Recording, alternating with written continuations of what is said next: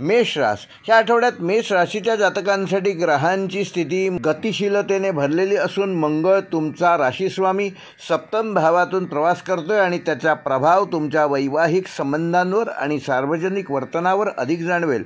गुरु आणि बुध या ग्रहांचे प्रभाव तुमच्या बौद्धिक, भावनिक आणि सामाजिक जीवनावर विशेष परिणाम घडवू शकतात। या आठवड्यात काही महत्त्वाचे निर्णय घ्यावे लागतील। ज्या गोष्टी अधांतरी होत्या त्यात स्पष्टता येईल। जुने वाद मिटवण्याची नवीन संधी मिळेल। मेष राशीचे जातक जे नोकरी किंवा व्यवसाय करीत आहेत त्यांच्यासाठी हा आठवडा संमिश्र राहणार असून वरिष्ठ अधिकाऱ्यांशी सहकार्य वाढेल, पण सहकाऱ्यांशी मतभेद होऊ देऊ नका। कामाच्या ठिकाणी संयम आणि व्यावसायिकता दाखवणे आवश्यक आहे। नवीन जबाबदाऱ्या येतील, त्या पेलण्याची तयारी ठेवा। व्यवसाय करणाऱ्यांना नवीन डील, करार किंवा क्लायंट मिळण्याची शक्यता अधिक आहे। ज्या प्रकल्पांवर तुम्ही गेल्या काही आठवड्यांपासून खूप मेहनत घेत होतात त्याचे परिणाम तुम्हाला ह्या आठवड्यात दिसायला सुरुवात होईल। या आठवड्यात आर्थिकदृष्ट्या संधी आणि खर्च दोन्ही तुमच्यासोबत आहेत। गुंतवणूक करण्यासाठी बुधवार आणि शुक्रवार हे अधिक शुभवार आहेत। विशेषतः शेअर बाजार, म्युच्युअल फंड आणि रिअल इस्टेटमध्ये याबाबत गुंतवणुकीसाठी ह्या 2 वारांचा तुम्ही विशेष विचार करा। कुटुंबातील सदस्यांसाठी काही खर्च ह्या आठवड्यात उद्भवू शकतात। तसेच मित्रांशी जोडलेले सामाजिक खर्च देखील वाढू शकतात। म्हणजे सार्वजनिक कार्यात जिथे तुम्ही नेहमी योगदान देत असता तिथे या आठवड्यात देखील तुम्ही दानधर्माच्या माध्यमातून काही मदत करू शकता। पूर्वीची अडकलेली रक्कम ह्या आठवड्यात मिळण्याची शक्यता अधिक आहे। प्रेम वैवाहिक जीवनामध्ये मेष राशीच्या जातकांना हा आठवडा काहीसा भावनिक असणार असून गैरसमज टाळण्यासाठी संवाद आवश्यक आहेत। प्रिय व्यक्तीच्या भावना समजून घ्या। विवाहित लोकांसाठी सप्तमस्थ मंगळ काही प्रमाणात तणाव निर्माण करू शकतो, तेव्हा शांत रहा, संयम ठेवा।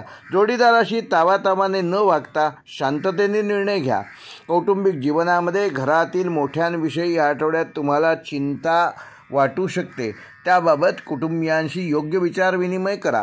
सल्लामसलत यामधूनच तुमचं नेतृत्व ह्या आठवड्यात नजरेत येईल।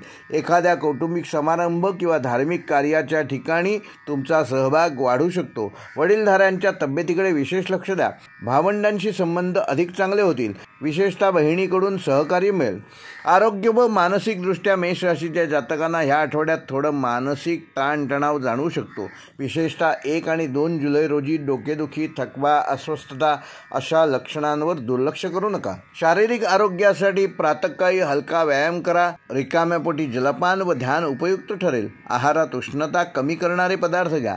हा आठवडा तुमच्यासाठी निर्णयात्मक, विचारशील आणि थोडा भावनात्मक राहणार असला तरी संयम आणि युक्तिवाद यांच्या संयुक्त विद्यमाने आणि आत्मविश्वासाने तुम्ही परिस्थिती उत्तम हाताळू शकाल। संयम ठेवा, डोक्यावर बर्फ ठेवा, तोंडात साखर ठेवा, म्हणजे यश तुमच्याच हाती आहे। जर तुम्ही सकारात्मक प्रगती करू शकत असाल तर ह्या आठवड्याचे दिवस तुमच्या विचारसरणीला नवीन दिशा देतील आणि स्वतःच्या ऊर्जेला योग्य कार्यात गुंतवण्याची नवीन संधी देखील। मेष राशीसाठी या आठवड्याचा शुभ अंक आहे 1 व 9, अशुभ अंक आहे 7 आणि मित्र नाही पण शत्रू देखील नाही, अर्थात तटस्थ अंक आहे 5। म्हणजेच ज्यांची जन्मतारीख 5 आहे, फक्त तारीख, त्यांच्यापासून या आठवड्यात तुम्हाला सावधगिरी बाळगणं गरजेचं आहे।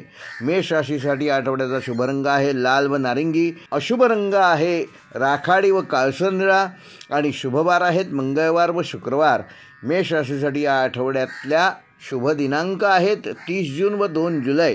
मेष राशीसाठी या आठवड्याचा उपाय येत्या मंगळवारी हनुमान मंदिरात हनुमान चालिसाचा 1 पाठ करा व गूळ चणे प्रसाद म्हणून वाटा।